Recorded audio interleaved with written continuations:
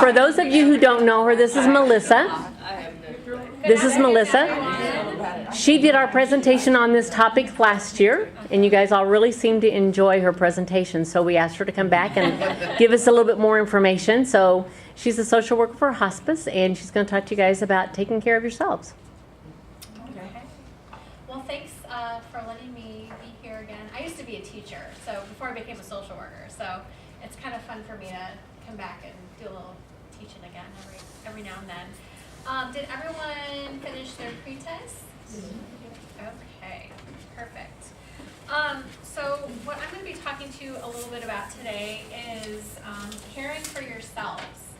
And, well, how many of us are caregivers in here? Not only in our jobs, but in our life. Yeah. So that can become very challenging when all aspects of our life is caregiving. Today I really just want it to be very informal. My style is more discussion, so please, oh yeah, let me say please do put your cell phones and stuff on vibrate if you haven't done that already. But please feel free to, ask me any questions. And again, I just feel like I just want it to be like an open discussion versus me standing up here and lecturing, because I know from my own experience, I don't like just, being sitting and listening. So, first we're going to talk about compassion fatigue. How many of us have heard of that before? Compassion fatigue. Cerise, you've heard of it? Anyone else? Okay. What do you know about it? Burnout, right. Okay, burnout. Anyone else have any ideas about it? Well, your definition is it's a condition characterized by gradual lessening of compassion over time. And what do all of us need in order to be really good at our jobs here in home care and hospice? Compassion. It's really hard you can't really be very good at this job if you don't have that. And it's often found, compassion fatigue is common among individuals working in the healthcare industry. So some of the symptoms that you might find yourself having if you have compassion fatigue is hopelessness, a decrease in experiences of pleasure, constant stress and anxiety, sleeplessness or nightmares, and a pervasive negative attitude. Does anyone know what that means? Pervasive negative attitude? That just means it's constant. Like, you're constantly in a bad mood, you're constantly feeling negative about life, you might be constantly feeling negative about your job. So, some other symptoms that we often see with compassion fatigue is excessive blaming, bottled up emotions, isolation, unusual amount of complaints from others. So that means like maybe your coworkers are complaining that you're not carrying your weight, or maybe your manager is telling you, oh, hey, you're not doing what you're supposed to be doing, or maybe your families are having complaints about something that maybe normally, they wouldn't be complaining about. Substance abuse to mask feelings, poor self-care, difficulty concentrating, mentally and physically tired, preoccupied, and then denial about problems. Oh, everything's just fine. I'm just going to continue going on along as I am, and what do you think is going to happen if you don't address any of these things? What? Blow up? Someone said crack up? Yeah, that could happen. That's for sure. What I want you to do is take a look at the definition as well as the other symptoms. And I want you to take just a couple minutes to circle any of these you may currently be experiencing or you may have experienced before.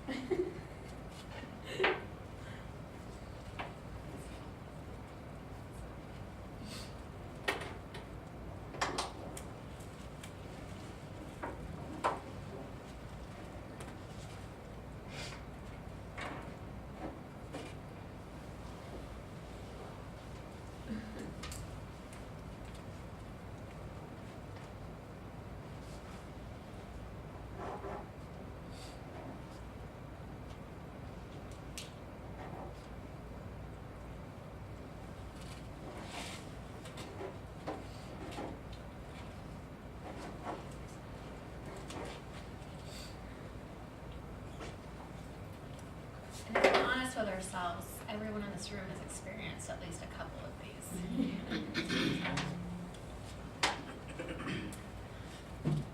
Okay. Does anyone want to share maybe one or two that they might have felt before or maybe are feeling now?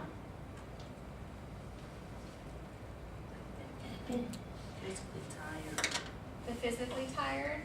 Okay. I was just, I put the Latoya, same, you're shaking your head. I put the same thing. Yeah, physically tired. Yeah. I had a nightmare last week. Oh, no. Uh, Those are horrible. Woke up, couldn't get back to sleep. Okay. So what do we do when we're physically tired or having nightmares?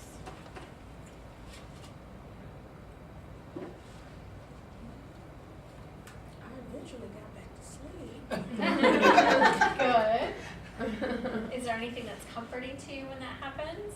Well, my son's been sick for the past couple days, so then I had to call off Monday because his temperature was like 102. I wasn't about to let him go to school. Like that. So I think I was just, and then I get home last night, and she knows I was here till 5:30. I get home, and my oldest son is home, and I'm like, "What are you doing here?" Because he has wrestling practice. You're not supposed to be here. And he's on the bed, knocked out. He's like, "Well, I didn't feel good." I'm like, "Oh no, not none of you getting sick." Oh, yeah. So I think I probably tossed and turned all night, worried, and I kept getting up, looking at them, making sure they're okay. So finally, I just gave up, snuggled in bed with the little one, and eventually went back to sleep. hope you don't get sick. I'm glad you were able to fall back to sleep. But I had to get in bed with my little one, though. Well, sometimes we have to just do what works. Yeah. How about you ladies that are physically tired? What do you do about that? Go to sleep early. Go to sleep earlier, okay? I'll just take my couch. Take a load off. What did, I'm sorry. Not do this. Not do That's that. what I would do. Yeah. That's the next day. Take a load off. Her choice on not doing as much. Especially right Sleep in on either Saturday or Sunday. Uh-huh. Yeah, yeah, Yeah, it's like 9 o'clock at least on Saturday or Sunday. yeah. Why is it important to, why is it important to listen to our bodies and our minds? Because if not, we'll wear out. And, or you will get sick, and you have to slow down when you get sick. And your body will force you to slow down. It sure will. And then that affects, it's kind of like a domino effect. Because it affects your work, it affects your family life, it affects your money that's gonna come in. It affects everything. What I would like to do is, you guys, I consider you guys like you're like the warriors. You're the, you're the ones on the front They lines. sure are. The worker bee, I call them the worker bees. Yes. And there are lots of challenges with what you all do, but I think that you wouldn't be doing it if you didn't find it rewarding as well. And so what I would like you guys to do is to write down 3 of your top challenges with the work that you do here for St. Vincent, and then 3 of your top rewards.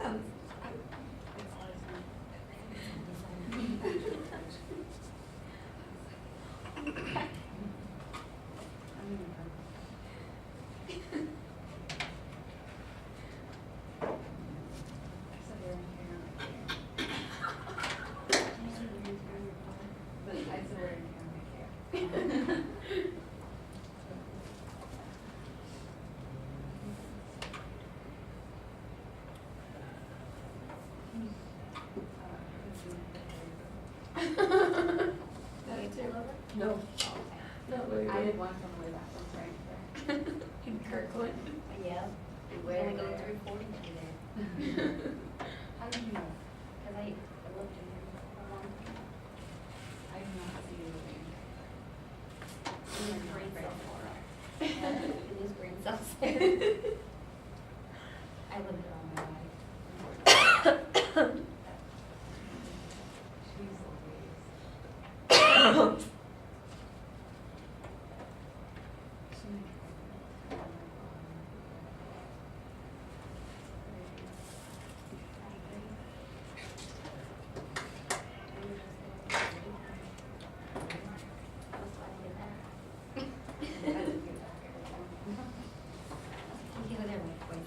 Is there anyone that's still working on their list?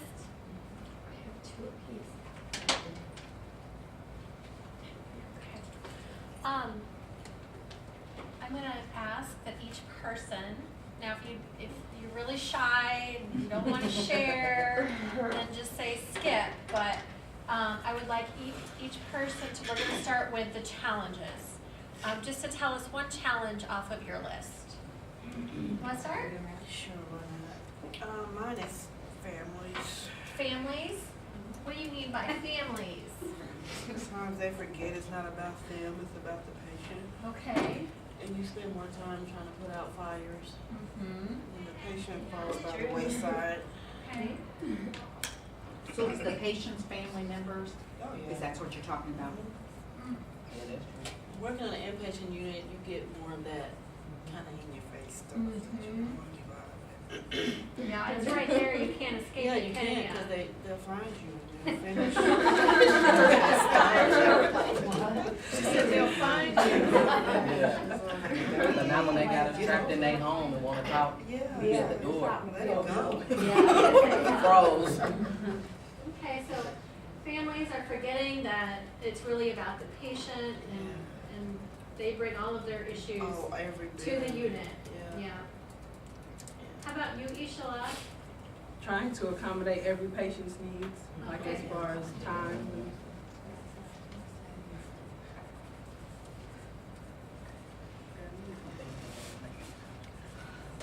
And when you say time, You know how, every patient wants to be seen early and you got Uh-huh. 25 They got patients. to see about They're the 30. ones that say, don't bother me till noon. Yeah.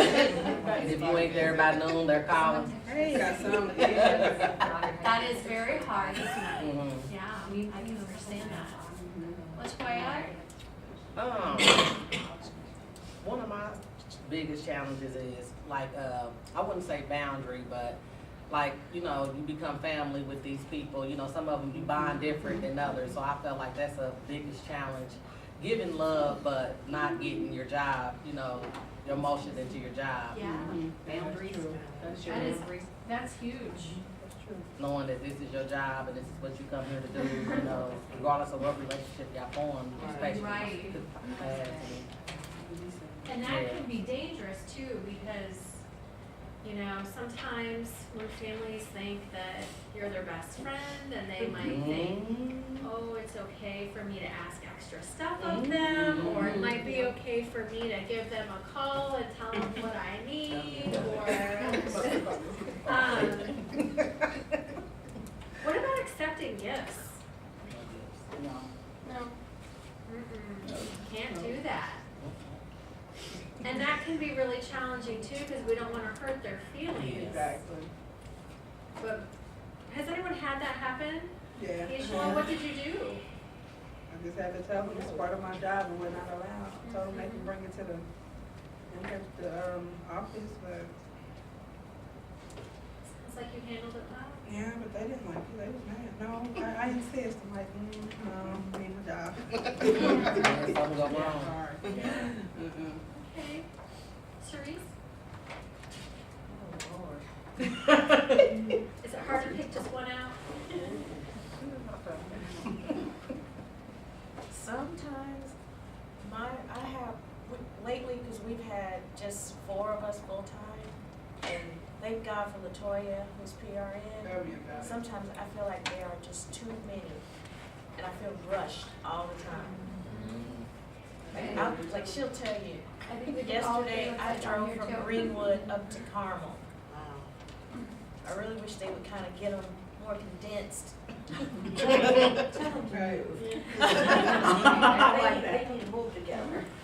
That is challenging, especially like when you've got the time, you know, Yeah. them wanting you there at a It's certain like time. the hour I and- spent on the highway could have been Right. spent doing something. Yeah. Far So south. that's almost like we. And that's frustrating because you don't have any control over that. Exactly. Yeah. What's your name? Nancy. Nancy. How about you? Seems like, at least I think we're getting patients that are sicker and sicker. I don't mean, because ours we discharge, but, and I don't mind hard work. I really don't.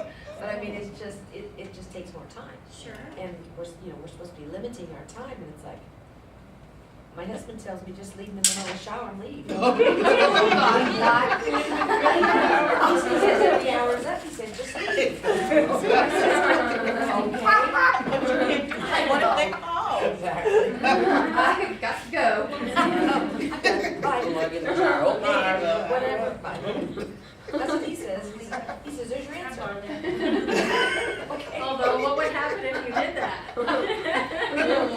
Not so good. Give me something without a paddle. Yeah. Kind of funny. So you're finding yourself at patients' homes longer Oh. than what Yeah. you anticipate. I mean, I don't know if the families Or are doing nursing homes less. slower than you anticipate. Oh, Teamwork in a nursing. the I hate nursing getting home. stuck in those nursing homes. They don't help you. Mm-mm. They don't even tell you where things are. No, they don't. Well, they don't have it. Is it on? They don't tell you what belongs to each patient. You don't even know what drawer It's they're not in. labeled. Yeah. I had one man, I think I saw him for hospice a couple of years ago. I didn't know he was blind. Until afterwards. I was sitting him up in front of the mirror and I said, don't you look nice? And the says, oh, he's blind. But he did just fine. Okay. In all seriousness, this is kind of, But yeah, time is. sounds like you're not alone in that. What's your name? Amoy. Amoy, how about you? I'm skipping. You're skipping. And what's your name? Deborah. Deborah? Well, I'll go with motivation. Motivation for yourself? Okay. Meaning that, part of that is like my health. I have to give myself a little talk for my body and all my function has to work. So it's motivation for me as well, but I still can, the timing and a lot of stuff that's up there, that goes on all the time. Just, get yourself motivated, get going, and see your patient, do the very best that you can. Deb, no one would ever know that you have a problem with motivation. Amen. Her work is superb. No one would ever know. That must be something inside. It is, it's a goal, and I set goals a lot of times for myself. If nothing's outward, I see that as a problem. So how do you cope with that? Because that can be a huge challenge for all of us in the work that we do. Well, for one thing, I have both type of arthritis, so I have to motivate myself up as well as medication. Thanks for sharing that. Sheila. Sheila, how about you? Mine is because I'm PRN, so I kind of get stuck wherever they need me. And so having to meet the expectations of maybe the aide that was there before. Okay. So for me, that's a huge thing. You might, let's say if it was Ashley that went like today, there was a certain patient that only wanted to see certain people, and then I have to come in, they're definitely like, Ashley doesn't do it this way, or something like that, you know what I mean? Yeah. So trying to meet the expectations. That's hard when they love who they have come in and. Which is great, it's just hard for someone new. Right. And I very rarely get to see the same patient over and over and over. Sure. So that's my huge challenge. I can appreciate that. How about you? Hi, I'm Ashley. Hi, Ashley. My biggest challenge is my being pregnant. My belly gets in the way. I can certainly appreciate that. So what are you doing to accommodate that for yourself? Well, Right? I'm sorry, what? A lot of side movements, I'm Oh, sure. yeah. Yeah, lots of side movements. But I'm in the office now. They finally put me in the office as of Okay. yesterday. I was gonna say, how are you lifting and moving and? It wasn't Yeah. going so well. I bet not. And when are you due? January 3rd, but he should be here like any day as of doctor's checkup yesterday. Oh, wow. That's Yeah. exciting. Yeah, I'm Congrats. excited. I'm ready. I can appreciate that too. And how about you? What's your name? It's Jen, but I mean, everyone pretty much said everything that Okay. I had, so I can't really think of anything. You can then kind of feel what everyone else is feeling here. Uh-huh. Yeah. Except for being pregnant. Yep. And how about you? My name is Chantel, Chantel. and I would say my biggest challenge is just like if you get a new patient and they found out they're sick or whatever, just trying to get encouraging words to tell them or what to say. Finding the right words.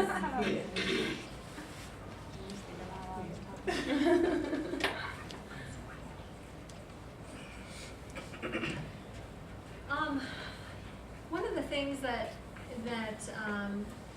we find, hi Rachel,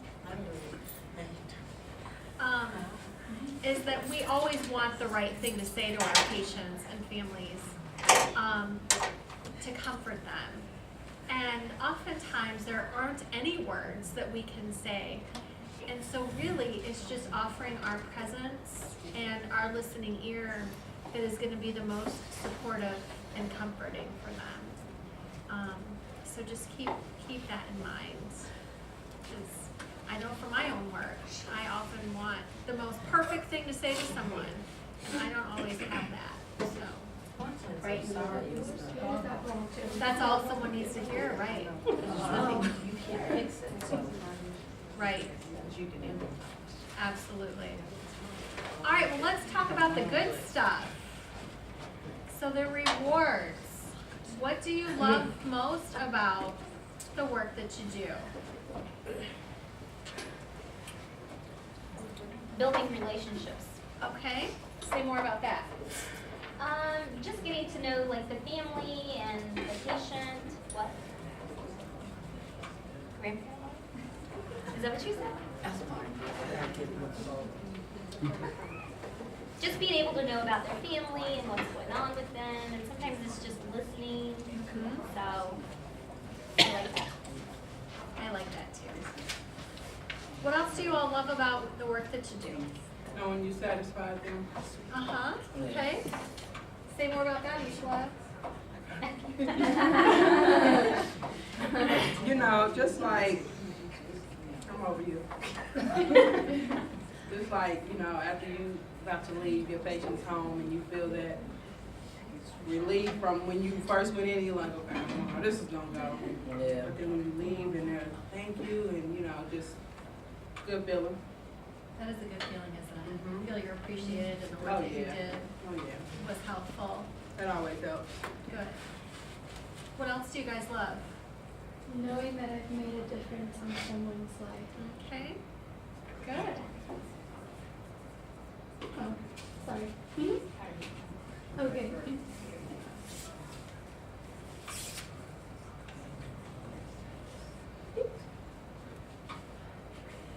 Making someone laugh and smile despite their pain. Oh, that's a good one. Yeah. Yep.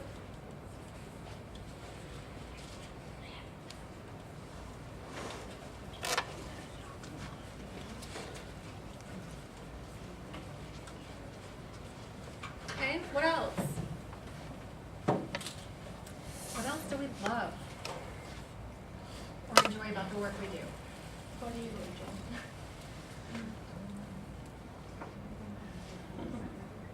I always enjoyed the variety. You know, every day you meet different people with different backgrounds and different needs and different outlooks on life. And I learned so much from my patients when I was in the field about what life was all about, you know, and not to sweat the small stuff. So Absolutely. it was to me, it was wonderful, just the different people that we got to meet.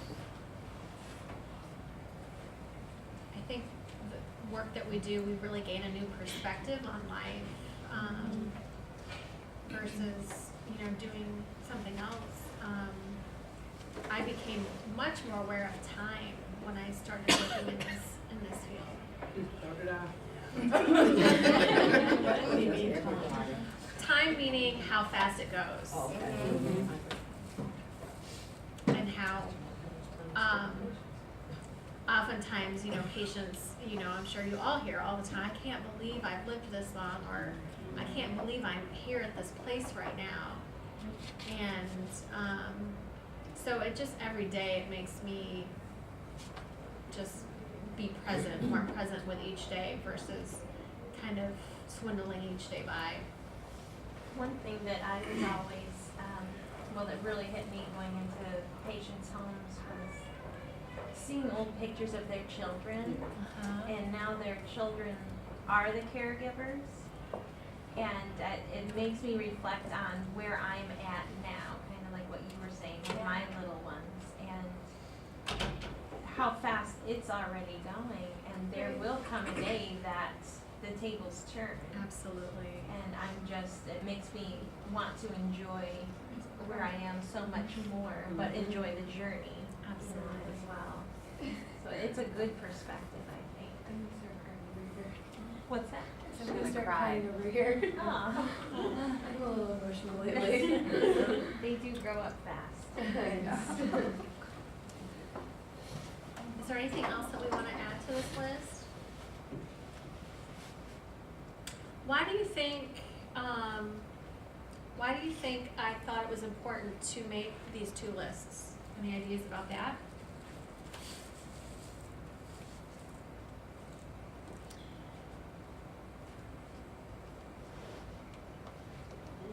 Sometimes it's good to talk about the things that's bothering you. Mm-hmm.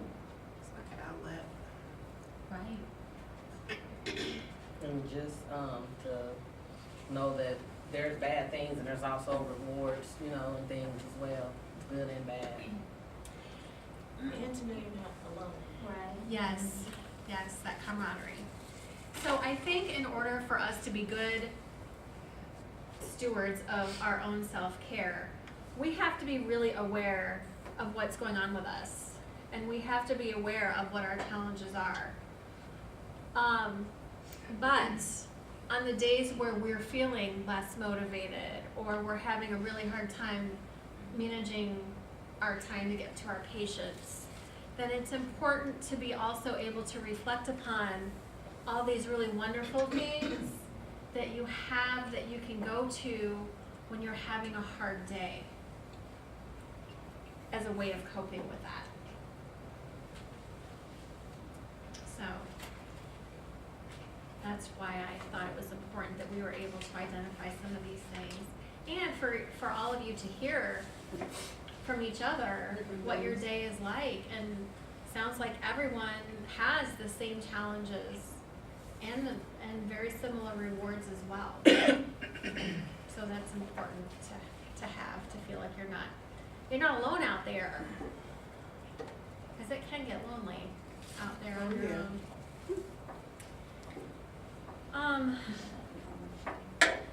Okay. So, with all the stresses of our jobs and our everyday life, we need to find ways that we cope with that.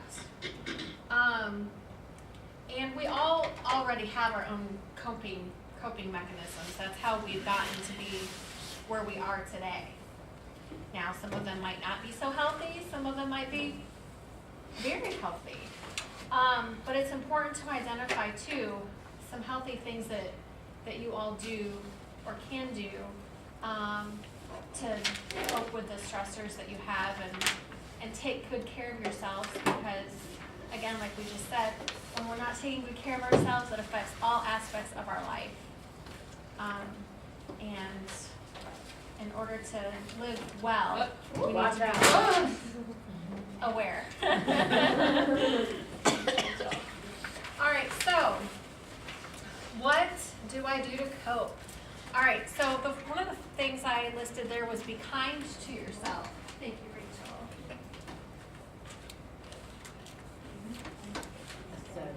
I do it sideways. Is this sticky? Can we, we'll just post it up here.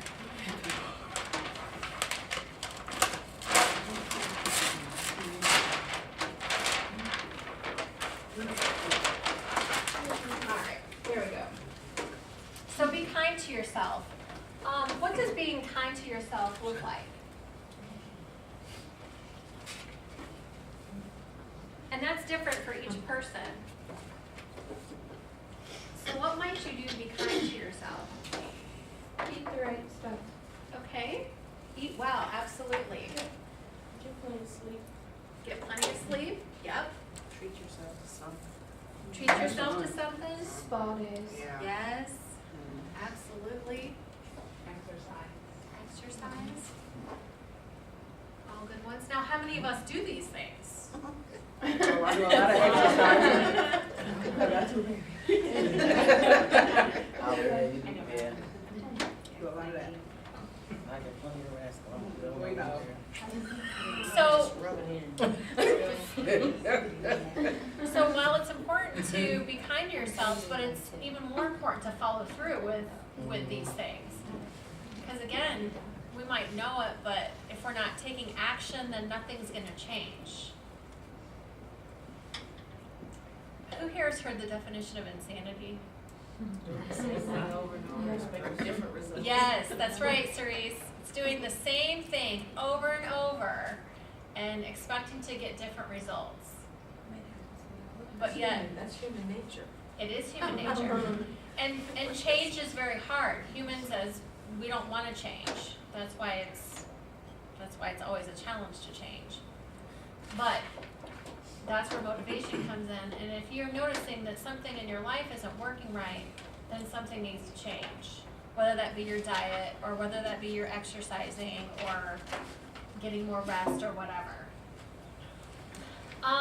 Increase awareness with education. So you all are already doing that today. Look at you go. You're already doing it. Accept where you are on your life path.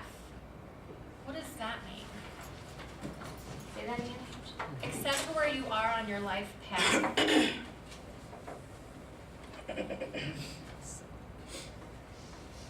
Except where you are at this present time in your life. Mm-hmm. Being, again, that's being present. Rachel, what were you gonna say? I mean, whatever, it's like, wherever you find yourself to do, Mm-hmm. just put yourself in a situation where you will cope. Mm-hmm. Like, to do all these things what we say. So you gotta accept yourself. You do, Yes. right. And that we're human, and we're not perfect, and sometimes we can't do it all. Yes. Mm-hmm. That's why we need to think about that. We can't do it all. Mm-hmm. We do, don't we? I think that's part of our culture, just here in America. Yeah. That's true too, Cerise. Sharing feelings with people who can validate you. Why is that important? Say that again? Sharing feelings with people who can validate you. And validate what we're saying is that, let's say you are talking to a friend and you're telling them about your day, and maybe you had a really particularly hard family that day, and they say, oh, I can see, why that would be a really hard day for you. That's hard. That's them validating what you're saying. That's giving you value in what you're saying. How come that is important as part of a way to cope? You don't wanna hear no negativity. Yeah, you don't want to hear opposite of what Mm-hmm. tell them. Trying to come in the Well, also, there you go. Yeah.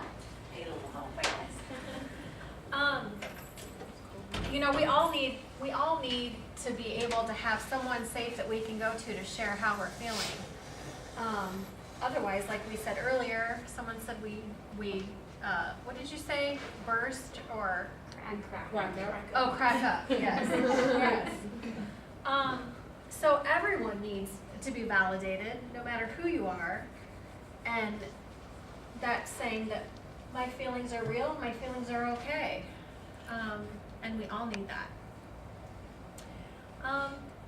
Okay, this was mentioned before, setting boundaries, personal boundaries. It's a little bit harder to do at work because if your boss is saying to you, you know, we really need you to go out and see Mrs. Johnson in Frankfurt, she's a hot mess. Okay. You know, It's snowing. yeah, well then, yeah, it's, you know, it's snowing and Her husband's waiting on you at the door. right, she hasn't been bathed in 5 days and she's, you know, a mess. Well, you can't really say no to that. Wow. That's difficult. But setting boundaries in our personal life is very important, and that can be really sometimes very hard to do. Does anyone have any examples of how they have set boundaries for themselves? Well, if I have to work a long day, unfortunately, it trickles on the family at home because it's like, oh, when I get home, we want to get a take and bake. Because you be so wore out and you like, okay, got off late, I'm not cooking anything. Okay. So, I got a Latoya- 13-year-old, I got to have make something happen. Oh, yeah. It was like, well, we don't need that. So your boundary is, you know what, I'm gonna rest and I'm not cooking dinner tonight because I'm too tired. Yeah, That's get off great. my feet, that's just one of the Yeah. only other option. Cerise, good, Totally with you. good. A lot of people nodding their heads. What else? What else have we done in our own lives to set boundaries when we need to? Say no to some of the other people that need something at home. Yeah. I was there to say that. Like Tarika mentioned, doing things that are prioritizing is what she said. Uh-huh. Doing what's important, some things you can put that out for another time. That's perfect. I like that, Tarika. Mhm. Yeah. I like to spend at least 15 to 20 minutes by myself, without the grandkids, without the husband, by myself. After I've worked all day. That's wonderful. That sounds That's true. lovely. One of these days, maybe. It's hard, but I do it. So how do you make that happen for yourself? I close my bedroom door and have a note put out there. Grandma needs 5 to 15 minutes to come in when my bedroom door is open. I like it. Wow, that I works. didn't make that note for I my got a rule in baby. my house though. They're 12 and 10 years old, so they know. Do they live there with you? Yeah. Yeah. What's your rule? Well, as soon as I walk in the door, the kids be like, mama, mama, mama, mama, mama. So I have a rule. When I come in the door, I'm gonna go to my room, get myself together, and the first 20 minutes, please don't ask me nothing. I don't know nothing right now. Get in my room and figure it out. Then I'll be back. And then I got some answers. Mama, up. It's kind of hard when they bombard you when you open the door. I go in the house, mommy, mommy, mommy. I'm like, what is it, Josiah? And then they hang this paper, and the school said you got paid this $20 by Yeah, take your school hour for a couple days. Well, before it used to be the cats or the dogs that were running to me. Now I can't have pets, so it's the kids running, and behind them, there's him. you know. Oh Lord, what do y'all want? They get right under the door. Well, it sounds like you've done a good job of setting some of them. No, really, you have. That's so important. The other thing about boundaries that's important is you have to be consistent. If it's gonna be, you are doing it right then. I do Your note's working. Because if you need to start one, then you need to stick with it. So people know what your expectations are. They know when I come in. It sounds like they do. Everything goes on the bed, my door gets closed, and put the sign on the doorknob. I do that. Do not disturb. And when they see my door open, they'll come and say, well, Grandma, I said, yes. You know I love you. I'm like, yes, thank you. If they give me that time, I do that every day. Good, I'm so glad. It's hard to do that with little ones though. It is. Yeah. Well, my kids were When young. they get older, They don't want to be able to because my kids are her age, she's 13 and 10, so they old enough for that. When it's time for me to get a break, I'm asleep. When my kids were young, as soon I enter, even back home or here, as soon I walk up in the apartment and close the door, any telephone I ring, they say, Mama not here. Mama stay at work. Even if somebody saw me going upstairs in the apartment building and say, I just saw your mom getting out of the car. I said, Mama not home. I like that. Yeah, because I told her, I said, working 8 hours or how many hours when I get home, I'm tired. So do me a favor. I'm not home. Just see me like I'm stay at work until I get back out here with you. And so anybody call, Mama not here. Even telephone call from home, by bureau. Any of them who pick up the phone say, Mama stay at work. And so, sometimes I will come and say, no, if you see a long distance call, just call Mama. Mama, it's the rule. Your first 30 minutes at home, you're not here. And so sometimes it's good, you know, to teach our little kids. I'm tired, so let me go. Sounds like you did a really good job of that. Good work, Rachel. All right, expressing your needs verbally. Again, that just goes along with communication. Telling people what it is that you are needing right now. Like, I need some time by myself. I need to sleep. I need to run an errand or whatever it might be. I need you to listen. But communication is super important with any aspect, whether it's with work or with your home life. And you need to be able to tell your family what it is that you are needing. And then, as I talked a little bit about before, is taking positive action to change the way you are living. If there's something that you're noticing that's not right, if you're noticing any of these symptoms, then you need to take a look at, okay, what can I change? What is feasible right now? What could work? Because what I'm doing now isn't working.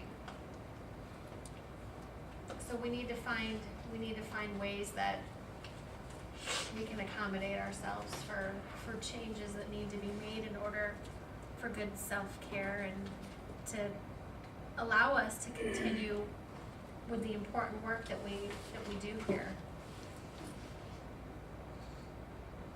So, what questions does anyone have?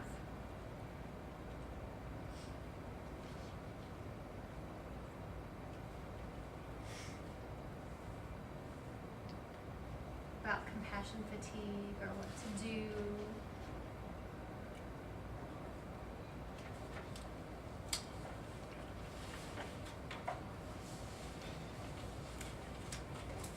One of the things too that I would suggest that you do is if you are noticing any of these things, especially if you're noticing more than 3, is you need to talk to your management and let them know what's going on.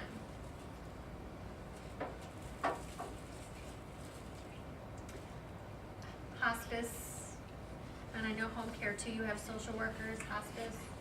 Your social workers are always open to hear, any concerns or anything going on with you as well. We're here to support staff as much as we are here to support our patients and families. Well, thanks so much for your time today, everybody. Thank you. Good job. I think they have to take the post-test, is that right? Yep. And leave him on the table, like you usually do.